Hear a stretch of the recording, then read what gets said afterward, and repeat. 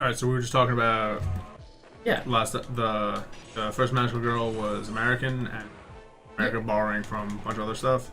yeah. I mean, yeah, a lot of Japanese media tropes are just really a mix of some very interesting traditional um, elements of Japanese writing and culture, mixing with American media. So, one of the things I like to show off is there's something really dumb you can do here. Hold on a second. Switch to your Z knuckle for a second and Z knuckle those plates. Um,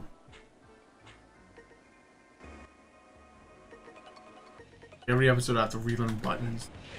There we go. You now have a light bulb. Doesn't do damage. Oh, it just stuns. No, it doesn't even stun. It's a light bulb. It's just a giant light bulb. Yeah. What the? No, there's a reason for that, because there is an alternate version of this level that is completely dark. Oh, okay. There's also zombies here, that's right, and the light hurts the little zombie spirits, so that they can't possess the bodies. So it's super dumb, but it serves a purpose. Okay. Yeah. Yeah. Okay. Like, it's like the thing about the Z-Knuckle is that, yeah, it's not the most practical weapon, and it's not my favorite of any of the weapons in Mega Man Zero games. But what I do enjoy about it... It does get you some pretty cool shit. Well, it also gives you a lot of stuff to work.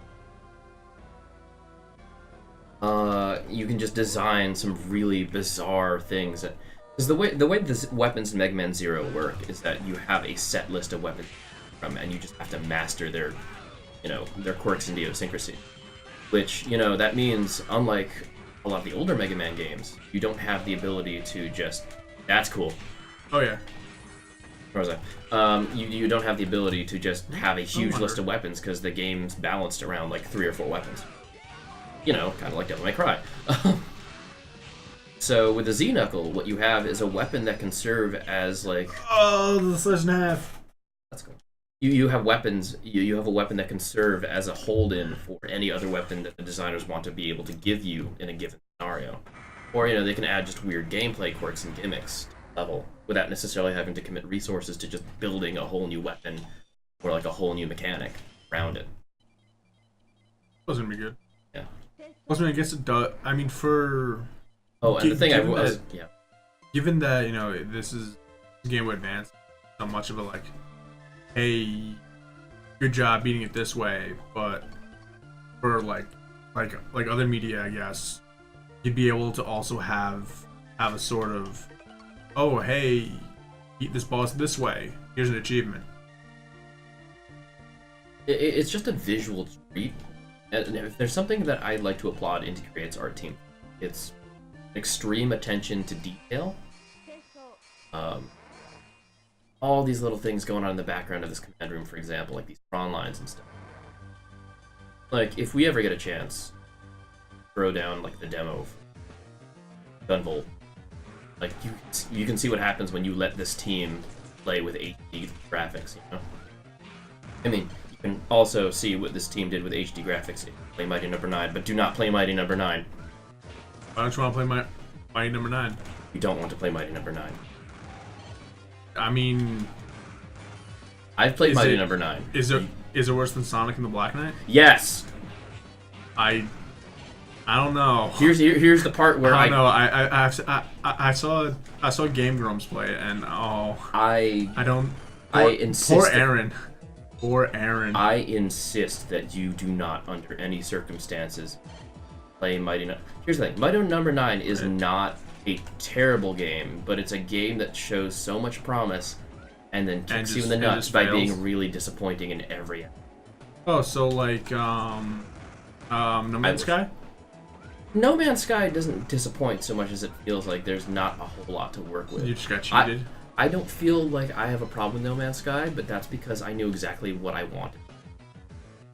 I understood that it's an indie team that's just getting like AAA level advertising. Mm-hmm. So for me, it was like, oh yeah, as an amateur game developer and as an artist and as a dude who knows how this business works, or at least in some part knows how this business works. Not worked on a professional game development team personally. But I can tell you right now, oh my god, there's so much work going into those subsystems. Is this gonna be another dragon? Oh no, this is gonna be a sub-boss. That's really interesting. That's not another dragon? Yeah. Awesome. awesome. So this sub boss isn't really a boss at all. It's You just- actually, this it's is just the a only level. structure. This is the only level where you explicitly need the Z knuckle to finish it, because you have to yank out the power cores. So go ahead and pause. There you go. Good I buddy. can't just. Bam! Doesn't that look cool? Okay. Uh, Little 15-year-old me thought that was cool. It, I'm almost 30, and I still think that's cool. Yeah. Like, if there's one thing I kind of enjoy about the Zero Knuckles gameplay is that you can make a much... there's something to be said for shooting guy, and there's something to be said for reaching into him and taking out the thing that keeps him alive and using it to bludgeon his friends to death. Oh yeah. Oh, hey, parts. Yeah, you have to go into the... Woo. There we go. Into the thing. Isn't like wasn't most of the problem that people had with No Man's Sky that it just wasn't the game that like they. Yeah, that's pretty much it. The problem is that nobody knows exactly what they were promised. So that's the first issue. They were just like, hey, we're gonna give you a game, and it looks beautiful, and I mean, Yeah, you can choose multiple directions to. we have good advertising. Wait, what Z-Knuckle weapon do you have right now? That's useful. I don't mean that I mean that unironically. That's actually useful. Were you gonna say that I should have the giant flashy bulb? No, I was gonna say you should grab a Metar helmet. Those things are indestructible. Like, in this game, they are literally indestructible.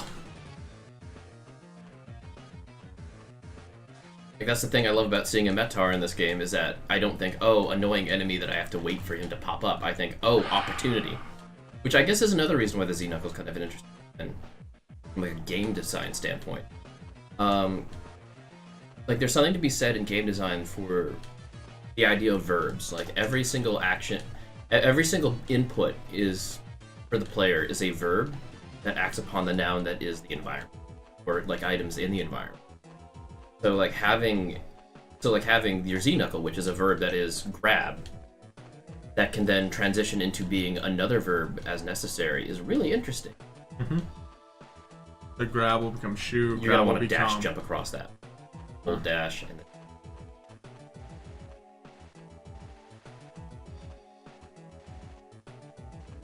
Fuck! You got it. What's worth, you just have to hold the dash button down and then just smoothly transition to the direction. Okay, that's just it. There we go. Yeah, see? Okay. Now, which one was dash? So again, because you're playing in easy mode, you're not going to see one of the cooler parts about this game, with level variations. Select.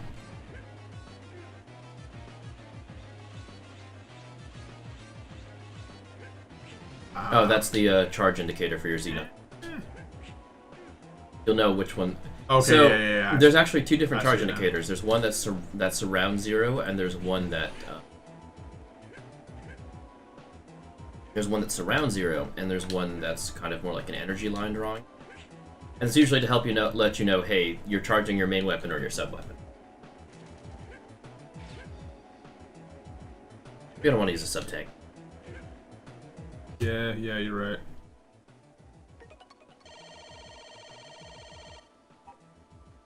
That took a lot. Yeah, no, like, this level is super treacherous. Especially in the hard version of it. I don't remember what the... Because basically when you're playing in normal mode or higher, different weather conditions change how the level looks and how it operates. So, you know, I think... I'm trying to remember. I almost had it. You could just use your, you know, Mercy invincibility to just cross the spikes by running straight across like a crazy person. Yeah, but that's boring. That's And then if I actually end up doing normal mode, where you're gonna have to deal with instant kill. Yeah, like I love this guy because he's going to make you feel really irritable. Is this? There's no way this can be just another Aztec Falcon all over again. Oh. Can I just? Oh, can I no, just- no. He's, Okay, I can Yeah. skip dialogue. But this no. Oh, There's a cockatrice. the fly chicken. Yeah. Look at him pooping egg bombs. I actually didn't notice that he's actually doing anything. No. I just realized like, oh wait, you just kind of stand here, you jump. You stand here, you jump. You stand here. Oh hey, look, you're dead. For what it's worth, this level's... The difficulty of this level is fairly high. That he's kind of easy. Oh yeah. Definitely. I definitely saw that. Yeah. By the way, there's a part of me that, in my mind, says that while the bosses in 4 are pretty good, I think we're at their 3. Especially if you're playing that game on hard mode, that turns into some insane mess. All right, well, we'll up the section next time. Yeah.